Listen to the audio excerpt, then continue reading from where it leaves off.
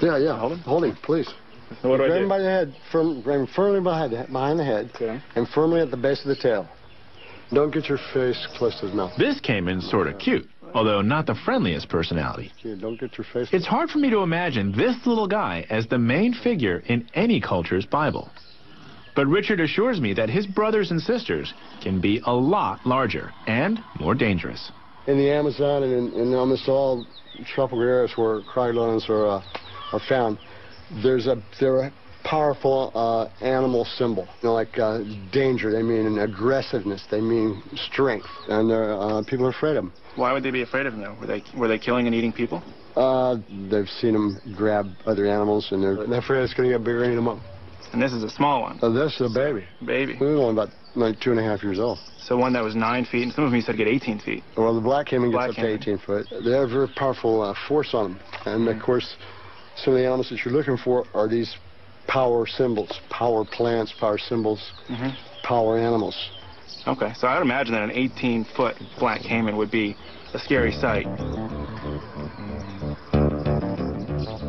Richard takes me deeper into the jungle in search of other power animals. It grows thicker and more impenetrable. Hey, Josh, check this out. Then, Richard surprises me. This is definitely a power animal, a symbol worthy of immense respect. Anaconda. Articulated. The anaconda is the biggest snake in the world, up to 28 feet long and 3 feet around. This one's a 15-footer and very heavy. They bite. Heavy. Aggressive? They're defensive. Defensively. Defensive, yeah. You get one in close quarters, they bite. They just strike at you. And then in terms of, again, local fear, would this have been hunting people? Is there a reason why they'd fear the anaconda? Yeah, they'd fear because it gets bigger, and there are actual accounts of them eating people, like small children and small women. So, again, going back to the time of Chavin, any jungle dweller would have feared an anaconda. Sure. It's one of the greatest symbolic animals here. The whole legend of the Amazon is like the Amazon is one big anaconda and all the little tributaries are baby anacondas. Now I see what Richard means by power animals. A really big snake makes a powerful symbol, strong enough to stand in for the life-giving Amazon, the biggest river in the world. The snake must have held some equally powerful meaning for the people of Chavin to have such a place of honor on the obelisk. Julio C. Teo thought the jungle images proved that people moved up from the Amazon and created Chavin. But Richard tells me of another competing theory, that it wasn't the people who moved, but the ideas. The jungle symbols were so powerful and exotic, they were adopted by a people to whom they were completely alien. To find out the truth about Chavin's origins, I know where I've got to go next. Chavin de Huántar itself. Coming up, I explore how the priests used images of the jungle to control a population and made a real-life Temple of Doom come alive. I'm trying to discover what made the mysterious Chavin Empire tick. I trace the origins of images on a sacred relic to the Amazon. And now I'm in the northern Andes Mountains, approaching the town of Chavin de Huántar. It's seldom visited because of its isolation. Over 100 miles up steep winding roads from the coast to the west. And to the east, it's hemmed in by some of the highest mountains in the Andes, many over 20,000 feet high. Here in Chavin de Huántar, the influence of the people's Incan ancestors is still apparent. They speak the old language, Quechua, and practice traditional agriculture. But it's still very different from the jungle world I've just visited in search of the images on the Teo obelisk. From the town, it's a short walk to the site. The 2,500-year-old ruins are beautiful. Centered around a sprawling temple made of massive stone blocks. It rises 53 feet high and looks down on 15 acres of sweeping plazas. To explore Chavin, I've arranged to meet Dr. Rosa Rick, co-director of the Stanford University project here. All over the site, we see the images from the jungle. Jaguars and snakes. What are they doing up here in the highlands? But the connection between the Amazon and Chavin is just one of many mysteries that surround this ancient civilization. Chavin is complex and impressive, but I notice a strange absence. Rosa, I'm amazed at the beauty and the power, I mean, the wealth that was put into Chavin, everything here, and yet what I don't see are fortifications. Did they have any here? No. Did they have a military? No.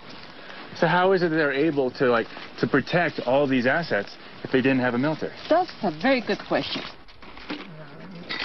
After years of excavation and research, the story is beginning to emerge, and it has to do with the special nature of Chavin itself.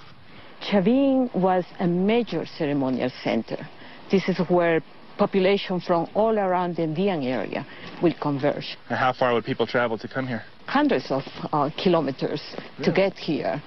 So this was a major pilgrimage site the way Jerusalem or Mecca may be. That's right. It's a religious center. But what brought pilgrims to this inaccessible valley high in the mountains? Archaeologists speculate it was hypnotic mass rituals on the main plaza, with hundreds, maybe thousands of worshippers. The staging of the rituals was like a multimedia event. The priests had thought of every way to impress and amaze their followers. Traded from hundreds of miles away, special conch shells were blown like trumpets, and their music reverberated off the walls of the temple. 5 years ago, the Stanford team found 20 of these instruments, beautifully decorated with carvings. But the power of the ceremonies came from more than just music and dance.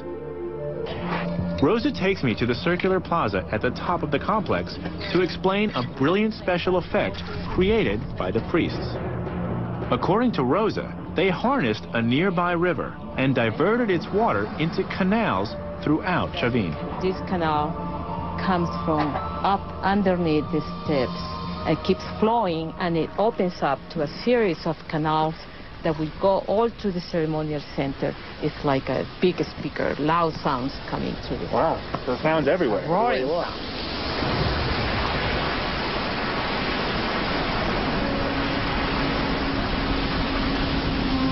It was a remarkable feat of engineering. Over 2 miles of underground canals traversing the entire temple complex, all to heighten the effect of the ceremonies. The sound must have been overwhelming. That's incredible. So this whole space, I mean, with the temple behind us and the water rushing through underground and then coming back here, it's just this whole area was, again, a ceremonial center. This reinforces that something significant is going on here. That's it. This was why Chavin had no military. It was on sacred ground. It ruled by the power of its rituals. Its protected cult status shielded it from attack. Archaeologists have found offerings that were brought by devotees from as far away as the coast. The accumulated wealth supported a huge settlement for its time and place. Over 3,000 people. A thriving community of artisans served the needs of the priests.